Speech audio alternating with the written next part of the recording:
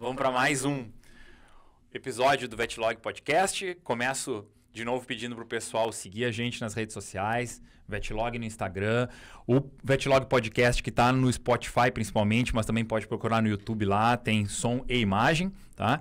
E a gente agora, hoje, tenho a honra de ter duas convidadas aqui comigo, né? Vamos começar pela Paula, coordenadora técnica da Zoetis, e a médica veterinária Romeica Reis, dermatologista veterinária, diplomada pela SBDV, membro da Brasil Leixe e proprietária da Canis e Catus, em Natal. Isso. Palestrante, professora, gente boa e gestora. Né? Gente, gurias, meninas, sejam muito bem-vindas. Tá? Hoje, a nossa ideia é falar sobre leishmaniose, tá? O que acontece, falar de controle, abordar um pouco esse tema que para muitos já é uma grande realidade, para outros é uma realidade, mas não sabem. Mas eu acho que a ideia é essa. Então, Paulinha, se quiser falar um pouquinho rapidinho de ti, por favor, se apresente melhor. Bom, então, obrigada. Escapou Paulinha pela intimidade no sentido de já trabalhou na Vetlog, a gente tem uma história desde a época de início de trabalho. A gente se conhece da faculdade. Né? E depois de um tempo de formada, eu fui trabalhar em Florianópolis, trabalhei na distribuidora da Royal Canin lá e conheci profissionalmente, principalmente a Fernanda, que tinha mais contato. E quando eu voltei para Porto Alegre, voltei para o berço, eu tive a oportunidade de vir para a Vetlog, trabalhei como vendedora durante alguns anos, depois como focal point da nossa linha de diagnósticos, depois como coordenadora técnica, e depois eu fiz essa migração para a Zoetis, que eu já estou há 2 anos e meio. E é isso, estamos aqui, né, com uma pessoa muito importante no nosso mercado, inspiradora, né? Para ouvir um pouco mais do que ela tem para falar, porque eu acho que sempre que a gente ouve essas referências que a gente tem dentro da veterinária, a gente pode ouvir o mesmo tema várias vezes, a gente sempre aprende, a gente sempre absorve, né? E é muito importante a gente trazer a palavra e disseminar o quanto puder para conscientizar, principalmente agora, esse tema que é tão importante, é uma doença totalmente descontrolada no Brasil e que afeta demais a saúde dos animais e representa um risco, né, para nós humanos. Então, muito obrigada, professora. Professora Romeica, tem a palavra. Se apresente. Quem é a Romeica? Como é que começou? Como é que entrou na veterinária? Obrigada pelo convite. Queria dizer que é um prazer enorme estar aqui com vocês, com a Vetlog, com as Zoetis. E conversar sobre um dos assuntos do meu coração, que é a leishmaniose. Bom, eu faço dermatologia. Na verdade, eu ia fazer medicina, né? E aí, quando eu fiz vestibular, passei na veterinária, falei, eu vou entrar na veterinária. E não me arrependo em nenhum momento. Tudo que eu carrego na vida é da veterinária. Eu sou uma veterinária muito realizada profissionalmente. Mas o garimpo é muito intenso para você ser realizado profissional, mas eu acho que em todas as áreas é assim, né? Acho que o segredo... Alguém me perguntou qual é o segredo? Eu falei, dedicação. Acho que é o empenho, dedicação para tudo, né? Se você o que você for fazer, acho que esse é o segredo. E aí eu tive a oportunidade de fazer um estágio na Rural do Rio, quando estava terminando a graduação, com a professora Regina Ramadinha, e fiquei muito encantada com o serviço de dermatologia, e falei, eu vou voltar. Mas na minha graduação, eu ficava o tempo inteiro na monitoria de cirurgia e anestesia, não tinha nada a ver com dermato. O estágio de terminar o curso foi na dermatologia. E aí, ali eu fiquei, passei no mestrado na Rural do Rio, estudei 2 anos no Rio de Janeiro e voltei para Natal. Bom, nessa volta para Natal, acabou que eu conheci outros parceiros da vida, um deles foi Ronaldo Lucas, hoje a gente trabalha muito junto em parceria. E aí a gente atua na coordenação da pós-graduação de dermatologia veterinária da Equalis. Juntos também a gente dá palestra, aula, participa de alguns eventos. E eu digo que ele me puxou, porque ele já tinha nome fazia muito tempo. E eu fui sortuda nessa história toda e a gente virou parceiro. E no final das contas, o meu marido era bancário. Mas bem antes de todas as parcerias, logo depois do mestrado, o Leonardo trabalhava no banco. E ele saiu do banco e falou, eu quero abrir meu negócio. Juro que eu nunca quis. Nunca quis. Foi ele que puxou. Foi ele.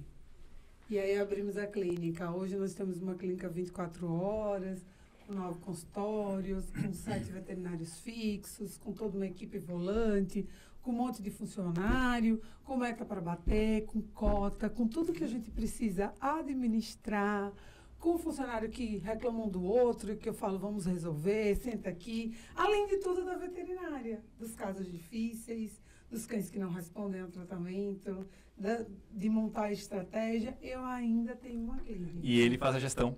Ele faz junto comigo, mas eu tô junto, né, nesse barco. Eu tô aqui e já respondi vários WhatsApps, porque a clínica acontece 24 horas. Claro, isso é ser empresário, né? 24 horas. 24 horas. Tá, e aí como que caiu a leishmaniose, porque é uma grande identificação, né? Tu é dermatologista, é referência, mas a leishmaniose meio que anda junto, né? Anda. Eu tenho duas... Na verdade, a dermatologia tem algumas áreas. E como na leishmaniose a principal manifestação cutânea do paciente é cutânea, então muitos veterinários que trabalham com a doença são dermato. No mundo inteiro isso acontece. Como é uma doença ampla, de manifestação clínica variada, nós temos oftalmos, neuro, nós temos infectologistas, que seria o mais comum, porque é uma doença infecciosa. Mas, muitos das pessoas que trabalham na leishmaniose são dermato. Então, até fora do Brasil, o pessoal do Leishvet, do grupo Leishvet, a maioria é dermatologista. Justamente porque a principal manifestação é cutânea. Quando eu morei no Rio, sabia tudo de esporotricose. Rio é o leito da esporotrix. Né? A maior pandemia mundial de esporotricose é no Rio de Janeiro. E não tem pretensão de acabar. Não existe fim para a esporotricose. Mas eu não sabia nada de leishmaniose. Nós não tínhamos diagnóstico naquela época. Eu morei no Rio de 2000, só para a gente contextualizar o tempo, de 2001 a 2003. Então, janeiro de 2001 eu cheguei para começar o mestrado, março de 2003 eu acabei o mestrado, voltei para Natal. Até então, eu havia escutado de leishmaniose e eu tinha visto alguns casos na faculdade, porque eu fiz faculdade em Mossoró. E Mossoró é uma região endêmica. Então, quando estudante, eu escutava, eu via, a gente diagnosticava e estava tudo bem. Mas nada muito over. Eutanásia como sendo a principal medida de controle daqueles pacientes. A gente nem sabia que o diagnóstico estava bem estabelecido e bem ao certo a gente nem sabia o que estava fazendo. Mas sabia que a eutanásia era o caminho. Isso era aprendido muito rapidamente.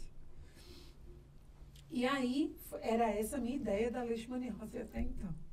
Bom, voltei do Rio para Natal, com a faca no pescoço, ou eu volto para casar, ou ele desiste de mim. Resolvi voltar. E aí, bom, ainda bem, né? Estou 21 anos casada, então valeu a pena. Deu certo. Deu certo.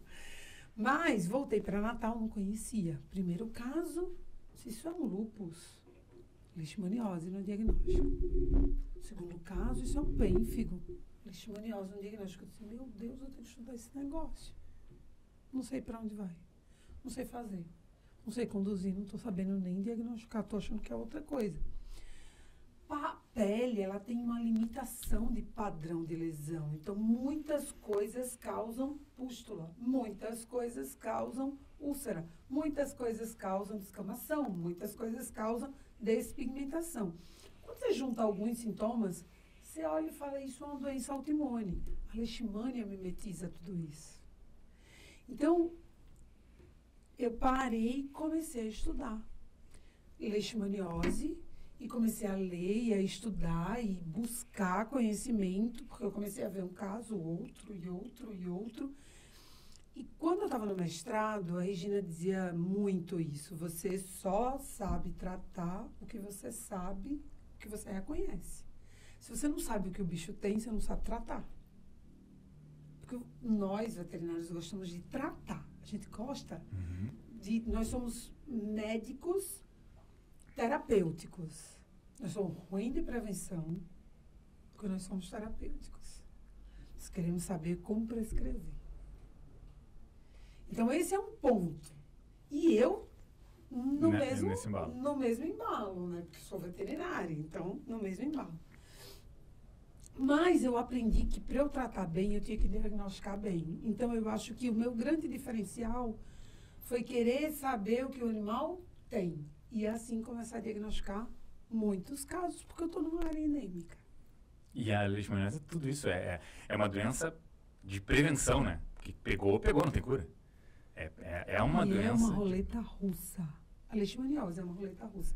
Depois do Covid, ficou muito fácil explicar a leishmaniose. Estamos os três. Os três tomamos vacina. Por que a gente tomou vacina para a Covid? Foi para não pegar Covid? Não. A gente tomou vacina para o Covid para não morrer de Covid. Não é isso? Porque a infecção a gente não tinha como fazer. A vacina da leishmaniose funcionava do mesmo jeito. Como vai acontecer se eu pegar Covid? Eu tenho certeza que eu vou pegar e ficar assintomática? Também não. Mas eu posso pegar e ficar assintomática e eu posso pegar e ficar doente grave. Leishmaniose é igual. Eu posso pegar e ficar assintomática e eu posso pegar e ficar doente grave. Então, essa amplitude traz uma junção de confusão na cabeça do veterinário inigualável. Como o Covid trouxe na nossa vida. A gente queria, vejam bem a nossa inocência, descobrir de quem a gente tinha pego o Covid. Foi mesmo. Se a gente pode ter pego há tanto tempo atrás que a gente não sabe e ficou assintomático e está mantendo uma viremia ou uma presença do vírus no organismo. Era isso mesmo, né? Tinha essa máxima de ser... peguei do fulano lá. Eu entrei num lugar, tinha um cara tossindo. Foi lá que eu peguei. Foi lá que eu peguei. Oh, que inocência. Não é? Por aí. Tá, mas e aí, vamos lá. Vamos falar de... Temos números sobre leishmaniose? O que é a leishmaniose hoje? Eu sei que até tem uma correlação de... Para cada pessoa, cerca de 200 cães são infectados, né? Tem alguns dados que são muito interessantes para a gente observar. O primeiro dado que eu diria é que o cão é um sentinela. Por quê? O flebótomo, que na verdade, não é a única forma de transmissão, mas é a principal delas e a mais importante de ser combatida, o flebótomo, ele tem predileções alimentares. Então, entre um cachorro e uma galinha, ele prefere a galinha muito mais, porque a temperatura da galinha é mais elevada. Entre o cachorro e o gato, ele prefere o cachorro. Entre o cachorro e o ser humano, ele prefere o cachorro. E aí tem outro dado importante. Uma vez a infecção acontecendo, cada organismo vai ter um comportamento. E cada espécie tem mais suscetibilidade de adoecimento ou não. Nós, seres humanos, somos menos suscetíveis a adoecer. O cão é mais suscetível. Então, como que o cão funciona? Como um sentinela para as infecções humanas. Nessa região eu não tenho nenhum caso humano, mas eu tenho casos caninos diagnosticados. Isso precisa ser abordado, porque essa é uma doença essencialmente, perigosamente canina. Eu não quero nem ver, mas se eu fizer um teste, eu devo dar uma sorologia reagente. Eu devo ter tido contato com leishmania. Devo. E está tudo bem. Eu não estou doente. E no ser humano é assim. Nós somos expostos, nós por vezes somos infectados, mas nós não adoecemos. O cachorro funciona como sentinela. Só que a nossa saúde única não funciona muito bem. Porque se o cachorro funciona como sentinela, e eu chego no município onde eu estou diagnosticando casos caninos, e eu não tenho casos humanos, as minhas principais medidas precisam ser adotadas nesse momento. Voltada para o cachorro. Sabe como funcionam os dados do Ministério da Saúde? É assim, ó. Os dados humanos, de casos humanos, são sentinela para o encoleiramento no ambiente. Então, eu só vou encoleirar aquele ambiente se eu tiver tantos casos humanos. Você imagina... É o contrário. Deveria ser o contrário. Quantos caninos eu já tive para eu ter aquela quantidade de casos humanos? Está tudo errado. Por isso que chegou no Rio Grande do Sul. Por isso que chegou na Serra Gaúcha. Por isso que chegou em cidades como São Borja, em cidades como... Chegou. Por isso que chegou em Santa Catarina. Por isso que chegou. Não tinha. Eu fui convidada para dar uma palestra em Bento Gonçalves, um evento de um laboratório. Ronaldo me convidou. Eu sei para falar de quê? Ele diz leishmaniose. Eu disse, ninguém vai me ouvir. E não tem leishmaniose? Ele, não, vai sim, vamos, vai. O Ronaldo vai ter um esvaziamento, eu vou ficar me sentindo péssimo. Ele falou, não vai. O pessoal foi bonzinho comigo, ficou para me escutar. Mas ficou porque foi bonzinho. Pouco tempo depois, Foz do Iguaçu arrebentou. A fronteira estava... Com área de transmissão intensa. Eu fui dar palestra em Foz do Iguaçu, as pessoas choravam. Então, a pergunta foi, quais são os nossos números? A resposta é, nós não sabemos. Então, eu te enrolei um monte para dizer, nós não sabemos. Mas por que nós não sabemos? Porque a gente tem do assintomático ao muito sintomático. Onde estão os assintomáticos? E aí só a testagem vai... Nós não sabemos. Aqui em Porto Alegre, teve um caso de uma criança diagnosticada com leucemia que tinha leishmaniose. A criança morreu de leishmaniose.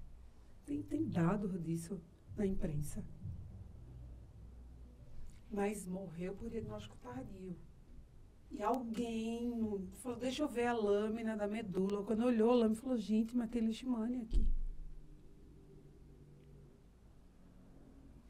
Então, os nossos dados não são reais. Sabe, esse um caso humano, 200 caninos, isso é... uma estimativa. Não é real. O que a gente sabe, que é outra estimativa, é que 60% dos animais são assintomáticos. 30% a 40% tem sintoma.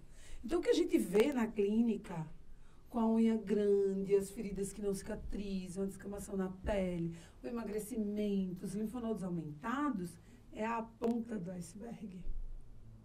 Porque 60% está lá, fazendo debaixo d'água, imerso, e ninguém vê. Vamos lá, então, falando de sinais clínicos, como que, e principalmente assim, zonas não endêmicas, onde a casuística não é tão alta, acaba que a desinformação é maior, leva à falta de diagnóstico também. Tem como a gente ter uma pincelada, assim, o que seria, não sei se tem uma evolução, se tem como a gente tirar alguns... Tem, na verdade, assim, a gente diz que a leishmaniose não tem cara, mas como qualquer doença, existem os sinais clássicos.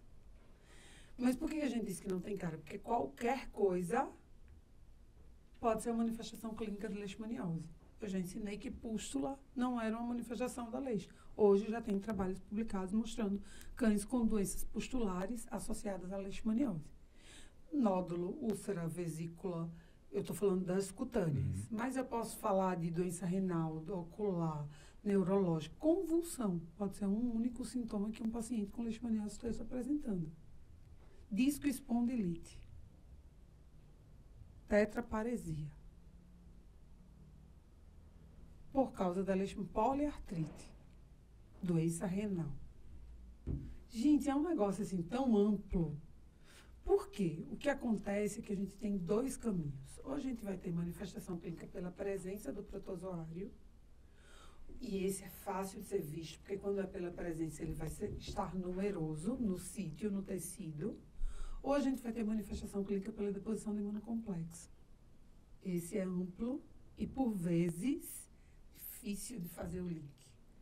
Porque a gente não enxerga o protozoário ali, porque ele não está diretamente. Quem está fazendo a manifestação clínica é o imunocomplexo. Então, eu posso ter uma vasculite de ponta de orelha, por exemplo, com sangramento intenso, morro de procurar a leishmania, faço uma biópsia, arranco metade da orelha do cachorro e não acho a leishmania, acho a vasculite. Mas ela é causada pelos imunocomplexos que a leishmania produziu e que se depositaram naquela pele. Então, isso, primeira coisa, traz a dificuldade, a amplitude diagnóstica e mostra já de cara que a gente precisa de mais de um exame para estabelecer o diagnóstico. E mostra também a amplitude de manifestação clínica. Agora, quem é o clássico da manifestação? É perder peso, é ter descamação cutânea, de novo a pele, é ter crescimento de unha, feridas, sobretudo em protuberâncias ósseas que não cicatrizam, então cotovelo, jarrete, a região do isquia, púbica, essas áreas de apoio, que o animal deita, levanta, que está em decúbito lateral, que bate em contato com o chão. Então, essas áreas de protuberâncias ósseas todas. Mas a gente pode ter sangramento nasal, aumento de linfonodo, e aí perda de peso. Aí a gente pode ter... Normalmente esses animais comem bem, mas eles são animais apáticos, prostrados. Eu costumo dizer que a síndrome do eu tirei e deu doente, que é aquele cão que não tem ânimo para estar vivo. Às vezes ele nem está com anemia muito grave, mas ele é muito exaltada na leishmaniose. Parece que o cachorro está prostrado, apático. Isso é comum de acontecer. E enxergar esses, eu acho que é até possível. O problema não é enxergar esses. Sim, é o assintomático que está em início, né? De processo. Que até a gente melhora a expectativa de tratamento quanto diagnosticado. De tudo, de absolutamente tudo. A roleta russa muda o sentido. De ele não responderá, a ele viverá infectado, saudável, uma vida inteira.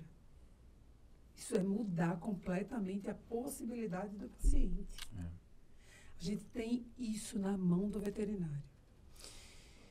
Eu vou dizer de novo, que todas as vezes que eu tiver a oportunidade de dizer, eu vou dizer. Eu estou muito pesar com a ausência da vacina. Muito pesar.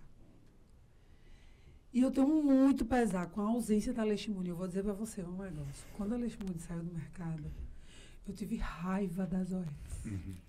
Eu não queria conversar. Se alguém das OS... Eu me lembro de Alexandre Merlo, passava perto e dizia, eu não quero falar com você. Ele, aquela calma em ser humano, dizia, não, Romeica, veja, não é bem assim. Alexandre, saia de perto de mim, eu não quero conversar com você. Eu estou com raiva, A gente precisava tanto da vacina para tantos objetivos, a gente precisa ter uma vacina. Quando eu tinha uma vacina, eu testava os animais assintomáticos. Ninguém vacina quem está doente. Você vacina o saudável. Para se manter saudável. Não é assim o propósito da vacina? Então, esse era o maior convencimento ao responsável de fazer um teste no animal que nada tem. Não parece a louca da leishmania? Eu quero testar todos os cachorros. Mas tá certo. Testagem é o caminho para tudo na prevenção. Mas como é que eu vou convencer o cliente? Claro.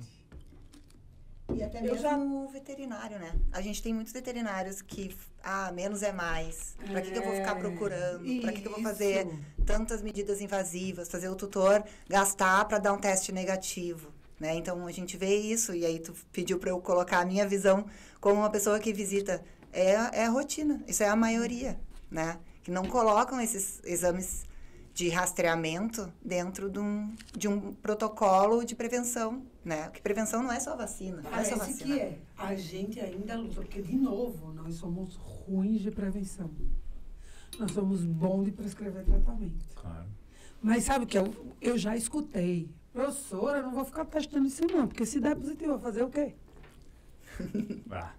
Não, pegando o link que tu falou, Paula, é o seguinte, né?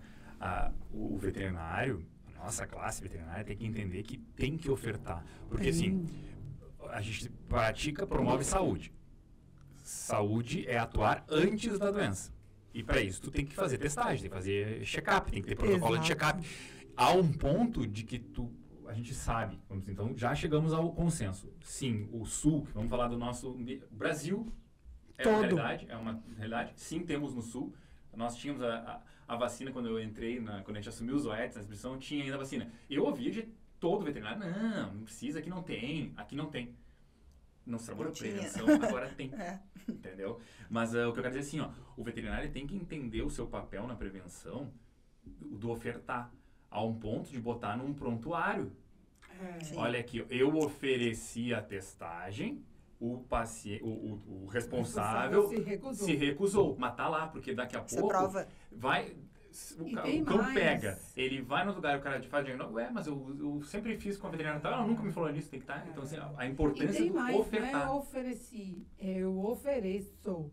A gente precisa repetir. Sempre. Olha, eu digo isso no consultório, eu falo isso pro cachorro, porque, engraçado, quando você é gestor, você começa a querer, você enxerga tudo de um jeito diferente. E eu mudei meu consultório de lugar dentro da clínica. Eu vou ter meu consultório bem pertinho da recepção. Qual é o meu propósito nisso? Se eu não estiver atendendo, eu estou de porta aberta dentro do consultório. Porque eu quero ouvir e ver tudo que está acontecendo naquele ambiente. E aí, às vezes, e os clientes já estão mais acostumados, e quando chegam, eles já olham para ver se a minha porta está aberta ou está fechada, porque batem um papo, conversa e tal. E aí... Eu tô na recepção, eu escuto um latido, eu digo, quem é que tá reclamando aí da vida? Aí eu saio, vou na recepção, não sei o que, converso com um com o outro. Mas eu tenho que olhar na recepção e dizer, por que está sem coleira? Porque estar de coleira precisa ser uma obrigação. Porque está sem coleira. E quantas vezes eu vou perguntar ao mesmo responsável, porque o cachorro dele está sem coleira, eu não sei, mas eu tenho que perguntar muitas vezes, tantas vezes quantas eu enxergar. Ele dentro da clínica, na recepção, ao ponto de eu olhar e dizer, mas por que ele está sem coleira mesmo? Ao ponto de virar uma piada. Ao ponto da pessoa pensar, ela é louca. Que seja. Eu tenho que fazer o meu papel na prevenção. A mesma coisa precisa ser na testagem. E eu vou dizer uma coisa para vocês. Eu tenho dificuldade dentro da minha equipe de convencer o veterinário que está trabalhando comigo da testagem. Eu não recebo o cachorro que vai tomar a vacina, infelizmente. Eu fico quase 1 ano sem fazer uma vacina, porque eu sou dermatologista, porque minha consulta é mais difícil. Vem para mim a bucha da bucha da bucha. A minha oportunidade de trabalho é uma oportunidade muito direcionada. Infelizmente, eu adorava fazer o serviço de clínica, adorava. Eu não saio da clínica geral nunca por causa da leishmaniose, que é uma doença que faz doença renal. Uhum. É uma doença que faz anemia crônica. Isso não tem nada a ver com dermatologia. Eu tenho que estudar essa parte toda. Mas eu queria fazer a programação do momento que o cachorro vai castrar. Isso não faz parte da minha rotina. Uhum. Sabe? Não faz. Mas quando chega no meu consultório o paciente que coça por causa da dermatite atópica, e se ele tiver sem coleira, eu pergunto. Porque ele está sem coleira. Mas que coleira? Não, você nunca ouviu falar. Não, a coleira. E aí eu vou explicar. Isso precisa ser uma rotina nossa. Isso é um policiamento. Porque senão a gente entra, como diz meu amigo Ronaldo, no ciclo da preguiça. É. Porque o cara que vai fazer prevenção, ele está acostumado a dar Simparic, a fazer, se ele é muito top pro heart, porque é outra coisa, que as pessoas esquecem da existência. É da dirofilária, porque você não é visto. Parece que não existe. E a ideia é que não seja visto. Por isso tem que prevenir. É. E aí, ele até fala, mas e o teste? E como é o perfil imunológico desse cachorro? E o teste de forma preventiva? E aí, quem é o teste? Quem já está doente. Porque é quem chega em mim. O cara que chega em mim está doente.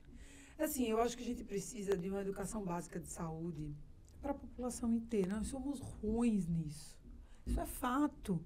Está lá listado que um dos princípios de controle da leishmaniose é educação em saúde pelo Grupo Brasileiro. A gente já listou isso. Isso é identificado.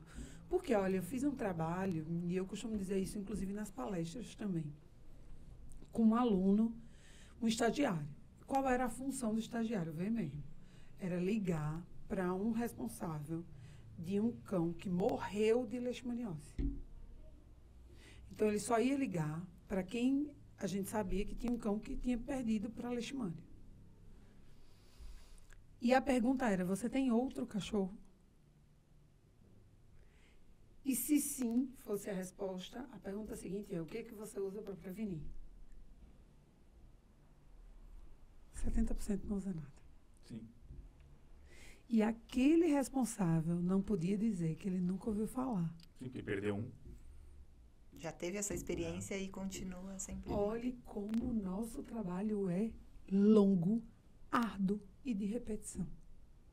Quanto a gente vai ter que educar a população para parar de levar porrada da leishmaniose. Sim, porque eles só botam um novo cão no mesmo ambiente. Uhum. Esse é o maior fator de manutenção da infecção. É a pré-existência numa casa. E a chegada de um outro animal. E até por isso a eutanásia não dá certo. Não dá certo, né? Exatamente. Esse é um dos motivos que faz com que a eutanásia não seja uma medida de controle eficaz. É a reposição imediata num ambiente suscetível. O cão vai morrer de quê? De leishmaniose.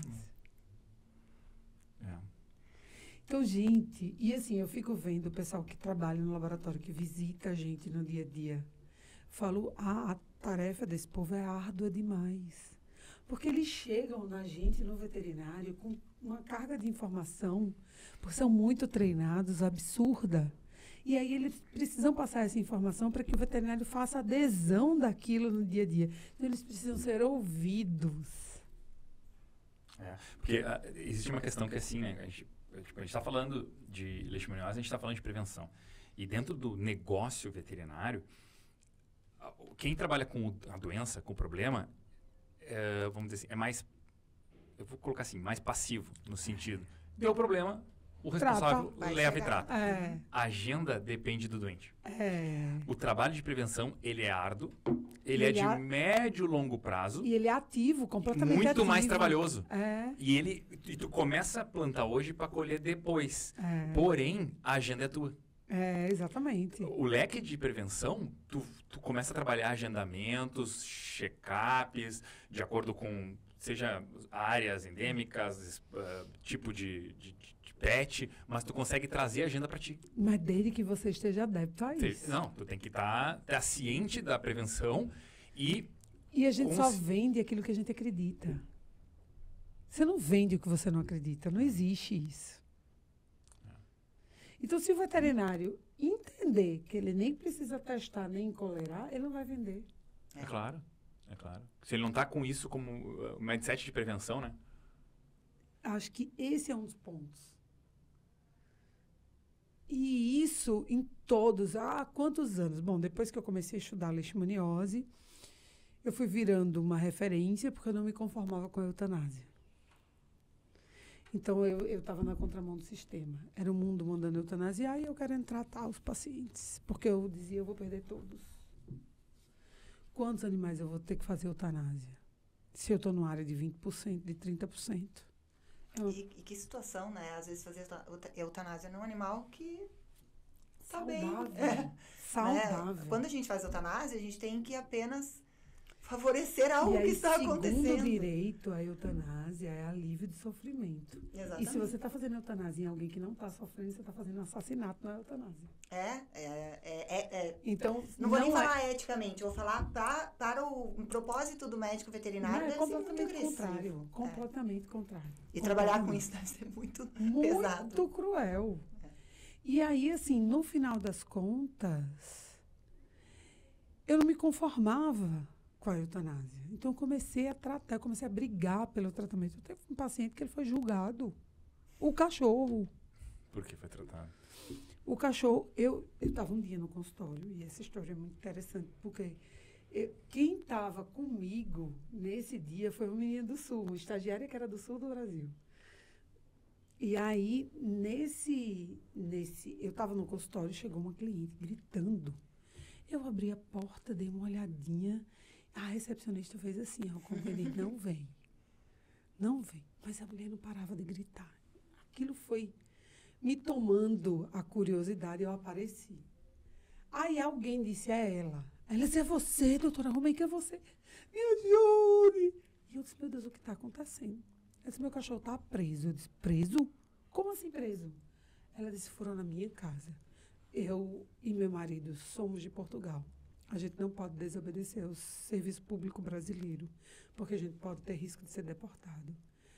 Meu cachorro estava na minha casa, passou um homem da Secretaria de Saúde fazendo a coleta de sangue, devia ser um agente de saúde, para fazer a coleta dos animais com suspeita de leishmaniose, fazendo um inquérito epidemiológico, fizeram a coleta, o cachorro deu reagente, cachorro assintomático, deu reagente. Voltaram lá para recolher o cachorro. Eles não queriam entregar, ameaçaram ele. Foi um oficial, o agente de saúde solicitou junto ao Ministério que um oficial de justiça fizesse uma intimação para entregar o cachorro. O cachorro foi entregue. Era para ir para um município mais próximo da casa deles, não tinha canil para abrigar o cachorro. Foi para o canil de Natal. A mulher estava desesperada. Resultado até então. O cachorro estava abrigado no canil de Natal. A mulher desesperada, ninguém deixava ela chegar perto do cachorro dela. Aí eu liguei para o CCZ e eu tinha muitas parcerias lá, porque eu queria trabalhar com os caras, porque eu entendia que a gente precisava fazer um serviço só. Eu liguei, Romei, o que está acontecendo com o cachorro assim, assim, assado? Ele está aí. Ai, doutor, ainda bem que você ligou. Tá. Doutor Romei, que esse cachorro está acuado aqui, ele não come, ele não dorme, ele não deita, ele está sentado na mesma posição desde que ele chegou. Tem quase 2 dias. Eu estou vendo a hora de morrer de outra coisa. Doutora, mas você não quer vir buscar esse cachorro? Não, eu vou buscar. E aí a gente vai entrar judicialmente para o tratamento. Ele disse, graças a Deus, ainda bem que alguém orientou essa mulher para ir atrás da senhora. Conclusão. Eu estava com 5 ou 6 na recepção esperando. Eu disse, olha, eu liguei para o CCZ. Nós vamos buscar o seu cachorro. Parecia que ela chorava. Mais do que quando me viu pela primeira vez. Aí eu disse, mas olha, você está vendo esse pessoal aqui? Tem mais gente para chegar. Eu vou atender todo mundo. Depois eu vou lá pegar seu cachorro. Eu entrei pro consultório. Comecei a chamar o nome do próximo e o cachorro não entrava. Aí eu saí para chamar. Eu disse, fulana. Ela disse, doutora... Aí a responsável pelo cachorro que ia ser atendido disse, doutora, nós nos juntamos e resolvemos que a senhora vai buscar o cachorro. Vai ficar todo mundo aqui esperando. Ah, que legal. E aí eu fui com as estagiárias. Inclusive, que mora aqui no Sul. Viveu essa aventura, menina. Foi no carro buscar o cachorro dentro do CCZ. Chegou na porta do CCZ. Não, eu vou entrar. A senhora vai ficar aqui. Eu fiquei com medo dela fazer alguma confusão. Se eu vou voltar com o seu cachorro. Vou ter cachorro no colo. Saber se o cachorro ia me morder, se não ia. Enfim, era um cachorro. Pegou o cachorro, saiu. Peguei o cachorro e saí. Assinei o termo da responsabilidade e acordei com ela. Ele vai ficar na minha clínica até ele ser liberado para ir de volta para sua casa. Mas nós vamos lutar por isso. Acionamos juridicamente. Veio mesmo a confusão para tratar um cachorro assintomático. Acionamos juridicamente. Pedimos uma liminar para que o cachorro fosse para casa. A liminar foi concedida, o cachorro foi para casa. O tempo foi se passando, chegou a audiência do cachorro. O cachorro foi para a audiência. Foi junto. O cachorro foi julgado, ele foi inocentado, teve o direito de ser tratado e de viver na casa da responsável. Isso foi 2014. 2016, a gente passou a ter o direito de tratar os cães com leishmaniose no Brasil. Porque foi num horizonte de 10, 12 anos atrás, onde eutanásia era o protocolo. Até hoje, para muitos, ainda é. Isso é que é cruel. Até hoje, nós temos o direito de tratar cães há 10, 12 anos. Oficialmente. Até hoje. Eutanásia ainda é uma medida utilizada. E não é eutanásia, é eliminação em massa. Sim. Porque a eutanásia é para quem está sofrendo. E muitos cães que são eutanasiados não estão em sofrimento. Sim, é sintomático até, só é positivo. Então, esse contexto todo é o contexto que mostra que por tudo errado que a gente está fazendo, por não apostar na prevenção, pela própria falta de consciência, nossa médica veterinária, a doença se redistribuiu no Brasil inteiro. A doença chegou em áreas onde a gente não tinha casos. E onde a leishmaniose chega no município, não há a previsão de se acabar com a doença. Chega para ficar. Para ficar. Porque o flebótomo encontra matéria orgânica, que é um ambiente que ele gosta de se reproduzir. Encontra o animal para as fêmeas de flebotomínio fazerem o repasto e a ovoposição. Que cenário perfeito. Bom, eu vou trazer o caminho, porque assim, isso deixa claro que o caminho é prevenção. Hoje a gente tem essa já resposta do não eutanasiar, mas a gente entende que o caminho é prevenção. Eu não tenho dado da leishmaniose em si. Eu vi uma vez até o Alexandre Daniel falando que na América do Norte teve surto de leucemia felina lá, chegou a casuísticas em áreas com 50% de prevalência. Na média era 35%. A gente tem os mesmos dados, a depender da área endêmica. O que fizeram? Conscientizaram o médico veterinário a trabalhar a prevenção. De que forma? Testagem em massa e, no caso, vacinação. No caso, tinha vacinação. Isso que caiu de 35 prevalência média para 3. Quer dizer, não está no tratamento. A resposta da leishmaniose está na prevenção. Isso. Hoje, aí vai a pergunta. Vamos colocar o mundo ideal, onde todo veterinário, a partir de hoje, será consciente e nós vamos fazer um trabalho de prevenção onde vai acabar. Nós vamos chegar a um índice de prevalência baixíssimo. Como que tem que ser essa conduta? Testa todo mundo, com que frequência? Existe algum guideline dizendo, não, a testagem tem que ser feita de tal forma, viajou, tem que fazer. Então, qual é o guideline para trabalhar a prevenção, guideline de de testagem e formas de prevenção do negativo? Então, a gente diz assim, que todo cão que está em área não endêmica deveria ser testado uma vez ao ano. Olha só. Então vamos lá, nós veterinários, a partir de hoje, nós vamos usar isso como verdade e vamos acabar com a leishmaniose. É isso aí. Testaremos uma vez ao ano áreas não endêmicas. Estamos falando, acredito eu, o Rio Grande do Sul é uma área não endêmica ou é endêmica? Já está endêmico? Depende da cidade. Então piorou. Então tá. Dependendo da cidade, por testar. exemplo, São Borja. É endêmico. É endêmico. Então assim, bom, daí vamos chegar nas áreas endêmicas. Áreas não endêmicas, testagem uma vez ao ano. Quer dizer, aproveita. Isso é prevenção, isso testagem deixa e encoleiramento. E encoleiramento. Testagem e encoleiramento. Aí, programa de controle de natalidade, porque a gente também tem a transmissão da leishmaniose da cadela para os filhotes. Nos Estados Unidos, a gente não tem flebótomo, mas a gente tem leishmaniose em algumas áreas, por causa dos cães, sobretudo, começou com os cães de caça, que foram para a Europa para exposição, se infectaram, voltaram infectados, reproduziram e transmitiram para os filhotes. Assim que no acasalamento transmite, né? No acasalamento e da cadela para os filhotes. Cadela infectada transmite. E, sobretudo, uma cadela que vai a termo gestacional é uma cadela saudável. Sim. Então, você nem sabe. Transfusão de sangue transmite leishmaniose. Mas o doador que está doando, que está fazendo a transmissão acontecer, você não sabe nem que ele está infectado. Que ele nem foi testado. Então, o passo nós precisamos de ação somada, mas vamos focar no cachorro? Eu acho que se a gente focar no cachorro e fizer o nosso papel... compete ao veterinário no dia a dia dele. Isso. Se a gente fizer isso, Deus que vai ser lindo. É testagem associada a encoleiramento. Testagem e encoleiramento. Esse é o básico. Parece simples. A pergunta para o responsável não é se o seu animal já foi testado. Não. É quantas vezes ele foi testado. Quando foi a última testagem? Quando foi a última testagem. Nós precisamos mudar o português para ele ser melhor compreendido. E voltando ao assunto de...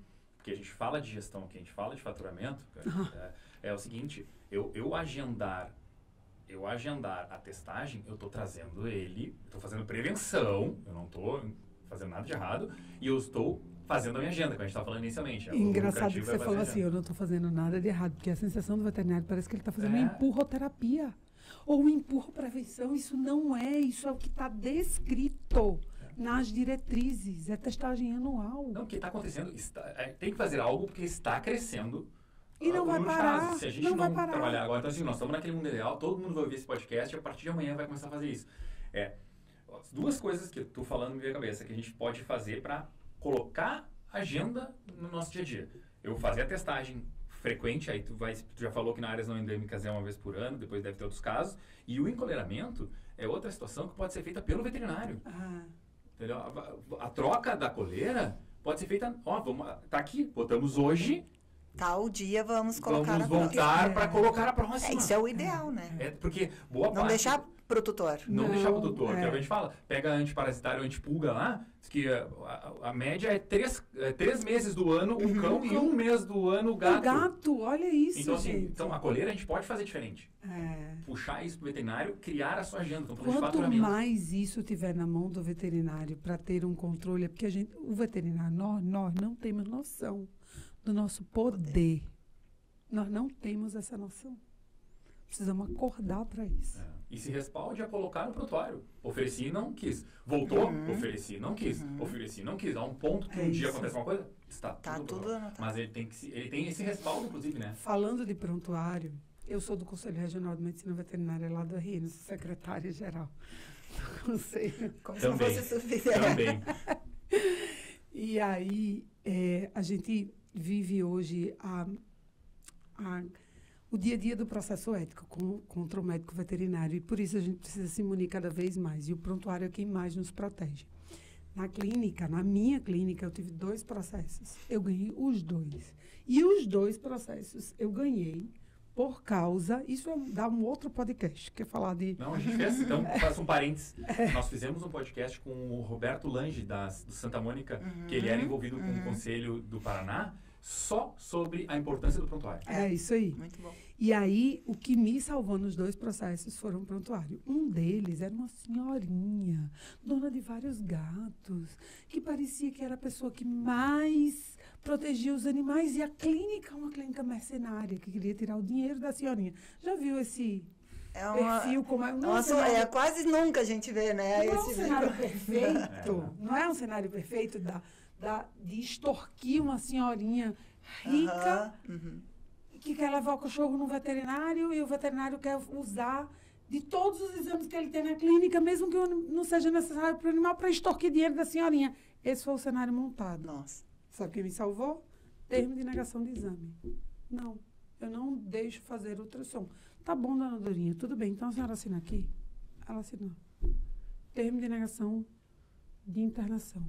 Ela assinava. Termo. E o que ela negava não era feito. E o que ela negava não era feito, não era cobrado. E assim o juiz disse, e todos esses aqui, está aqui, todos esses foram autorizados. Onde está escrito autorização? No prontuário. À época, a gente tinha demitido Dona Dorinha como cliente e tinha perdoado a dívida dela. O juiz disse, você perdoou? Eu não. Dona Dorinha, a senhora vai pagar a clínica com correção. E acabou. Salvo pelo prontuário. Quem me salvou? Prontuário. O cenário era perfeito. Da senhorinha. Mas vamos lá, vamos voltar. Então, assim, ó, o veterinário, a partir de ouvir esse podcast, ele vai ter um procedimento operacional padrão para prevenção e erradicação da leixa. Temos um primeiro passo, testagem uma vez ao ano, regular, uma vez ao ano nas áreas não endêmicas. E o restante? E o restante é encoleiramento. Segundo passo é encoleiramento. Testou, encolerou. Testou, encolerou. Beleza. Deu positivo em colera igual? Deu positivo em colera igual. Aí deu positivo, você vai estadiar aquele paciente. O que significa um resultado positivo? Significa eu entrei em contato com a leishmania. Do assintomático ao polissintomático. O que está acontecendo com aquele meu paciente? Não sei. Vamos fazer os exames. Porque o ideal é que eu pegue o assintomático, que eu só faça imunomodulá-lo. Que eu só faça dizer para o sistema imune, vamos lá que você está indo bem, que o cara se infectou e é assintomático. E aí eu tenho medicação que me diz isso, como a domperidona, como a glutamina, que me diz, vamos estimular o sistema imune. Então, eu tenho que fazer quando o cara está assintomático também. E esse é o melhor momento de pegá-lo. Esse cara não é o cara que vai tomar alopurinol, não é o cara que vai tomar miltefurano, não é o cara... Ele é um cara infectado, ele não é doente. Não é isso que eu tenho que tratar. Então, o infectado é encoleirado e deve continuar sendo testado. Só que agora, a gente já não faz... Quando a gente fala assim, testar todo ano, eu estou falando até de teste rápido. Sim. Mas nesse cara que é infectado, talvez a informação seja melhor administrada se for um teste sorológico RIF ELISA. Porque aí eu vou ter uma intensidade de produção de anticorpos. Claro, no já infectado é uma forma de não entender a dimensão... A dinâmica da doença do paciente. Vai dizer. Acho que é o primeiro passo super válido, que é o tem, não tem. Isso aí. E aí tu salva todos os não tem com encoleiramento e o tem tu segue para um outro protocolo. Exatamente. Agora, se eu tiver numa região endêmica, a recomendação do Leishvet e do Brasileixa é testar a cada 6 meses. 6 meses. A cada 6 meses. Então, o que a gente precisa ter em mente é que quanto mais assintomático eu pegar, mais vidas serão salvas para a gravidade de uma doença. Leishmaniose não tem a roleta russa. Lembra do Covid? Quantos atletas morreram que você falava, não é possível? Sim, a gente saudável, atleta e... Pegou, morreu em 2 dias. E quantos velhinhos debilitados saíram do quadro e você fala, não, gente, todo mundo tem um dia de morrer. É a roleta russa, leishmania do mesmo jeito. É a roleta russa. Sim. E falando de Porto Alegre, região, a própria enchente foi um agravante. A gente estava comentando. A gente estava conversando sobre isso, né? No carro vindo para cá, né? O quanto a enchente... fez diagnóstico em animais não diagnosticados, porque houve uma testagem, até porque esses animais seriam redirecionados. e borbulhou, né? Foi um negócio que explodiu. E também o ambiente propiciou também a disseminação da doença. Eu estava até contando para a Paula, tem um caso que eu acho muito interessante que aconteceu aqui. Eu fui dar uma aula em São Paulo, tinha um aluno de Porto Alegre. E ele veio muito simpático me abordar. Professora, eu lhe conheço. Você não me conhece, mas eu lhe conheço. A senhora é minha companheira. A senhora me ajudou muito. Eu digo, Vale, eu ajudei como, né? Aí ele disse, vou lhe contar uma história.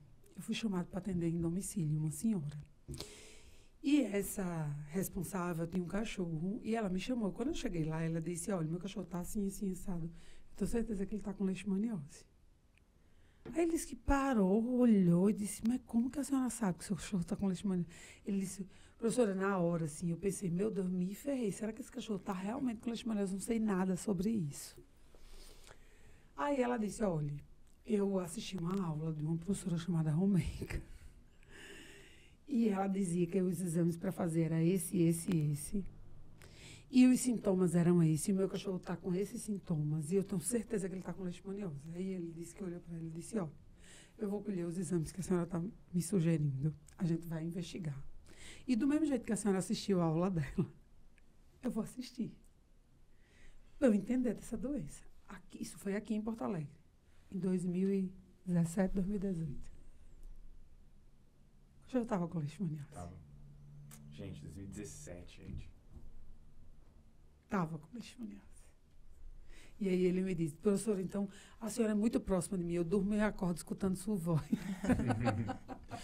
E aí, até assim, explorando e se encaminhando aí para o encerramento.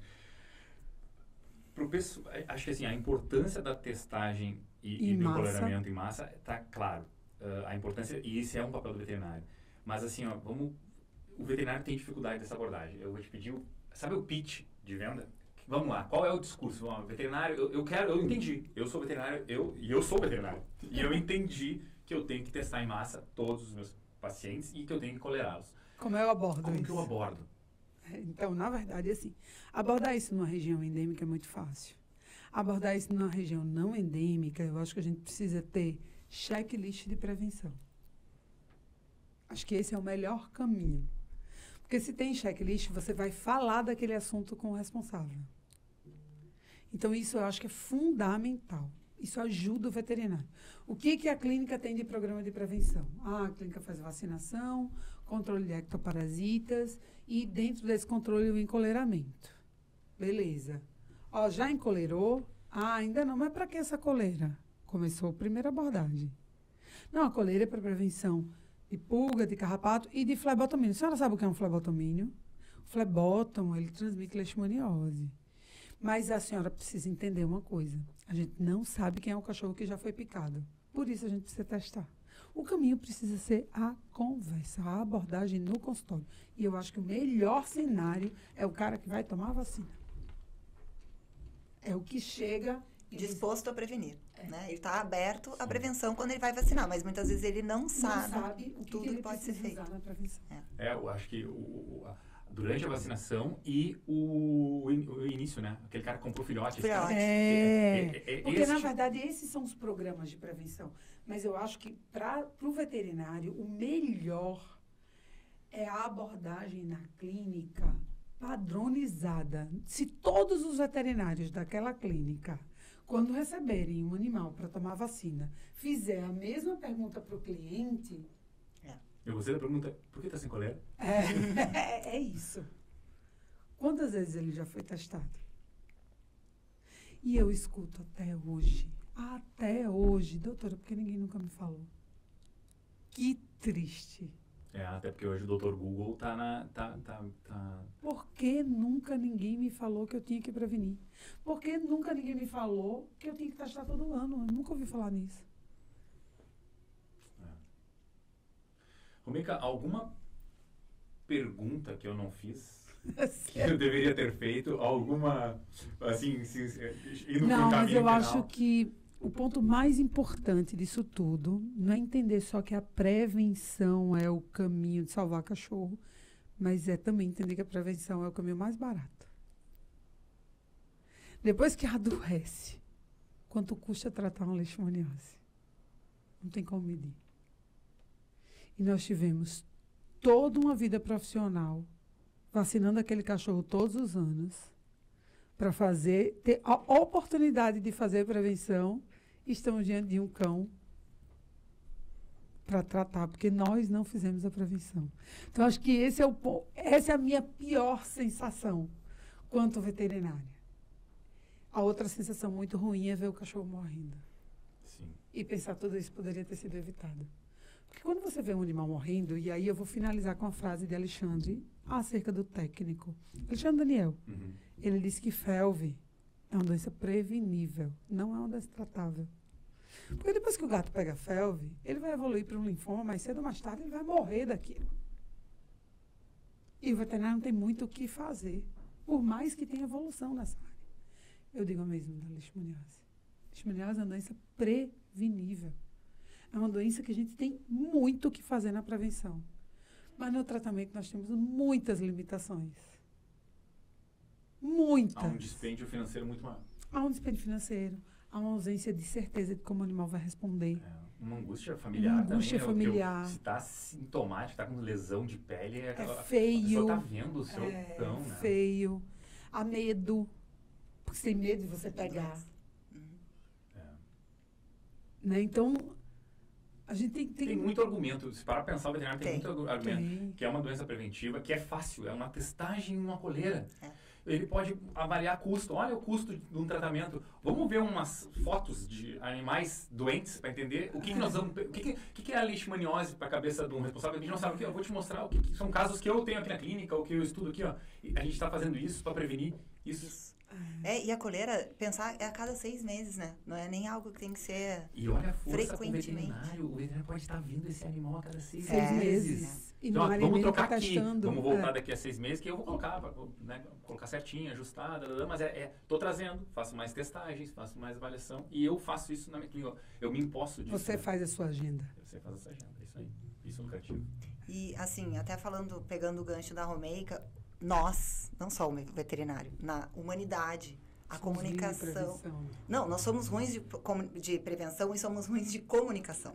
A comunicação é uma barreira em tudo, na família, no trabalho e também entre o veterinário e o seu cliente. Então, e aí, até a minha experiência trazendo de novo, às vezes a gente vai numa clínica, numa região, e chega lá e o veterinário fala, eu não consigo fazer protocolo completo, eu não consigo, meus clientes não aceitam, aqui a região não aceita. Aí a gente vai na outra quadra, numa clínica com o mesmo perfil, e o veterinário fala, não, aqui todo mundo faz. Eu consigo a adesão do tutor, ele faz o que eu estou recomendando, porque ele se comunica de uma maneira mais assertiva. Então a gente precisa buscar melhorar a comunicação. Quem tem essa dificuldade, pode melhorar. Hoje é fácil, é barato. A gente tem curso gratuito na internet sobre comunicação. Às vezes é mudar uma palavra, a maneira como a gente aborda. Em vez de fazer uma pergunta, fazer uma afirmação. Tem várias técnicas. Isso é técnica, né? Claro. E outra questão é a dificuldade da rejeição. O ser humano tem dificuldade de ser rejeitado. E às vezes tu propor algo e o cliente dizer não, para o veterinário é uma derrota. Né? Pela falta de convicção do que está oferecendo. E até porque às vezes ele vai ouvir o não. Né? Exatamente. Infelizmente, não tem dinheiro, não vou, não é para mim, não é importante. Para mim funciona na paz. Para mim, na paz. E o vendedor sabe ouvir o não, mas às vezes o veterinário está na clínica para mim, frustra. Na paz, porque... E aí, isso foi... A comunicação que foi o que me fez alertar e não perguntar se você já testou. É quantas vezes? Esse ano. Porque você usando esse português, mas tem que testar todo ano. Quando você pergunta assim, esse ano você já testou?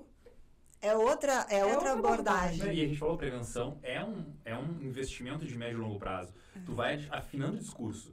O cara do lado também, de repente, a conversão dele no início era menor. Só que ele, peraí, eu estou convicto que eu tenho que testar em massa e que eu tenho que encolerar. E eu não estou conseguindo fazer, eu vou, de novo, aí eu vou acertar o verbo.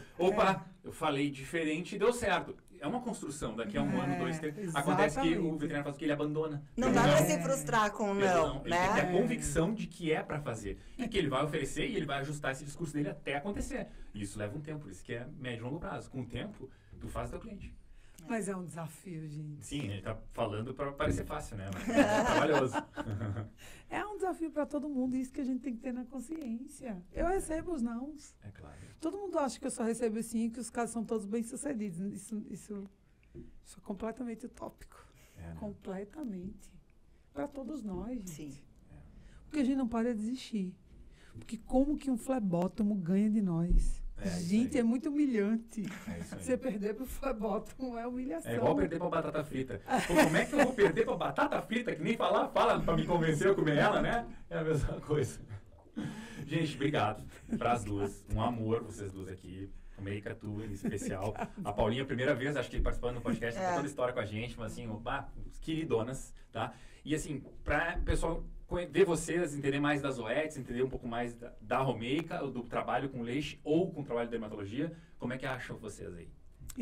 Então, o meu acho que minha rede social, que é @RomeikaReisLima, e o da clínica, que é @Canizicatos.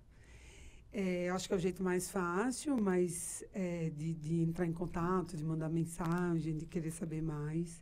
E a gente sempre se encontra nesses podcasts da vida. Isso aí, podcasts, eventos, palestras.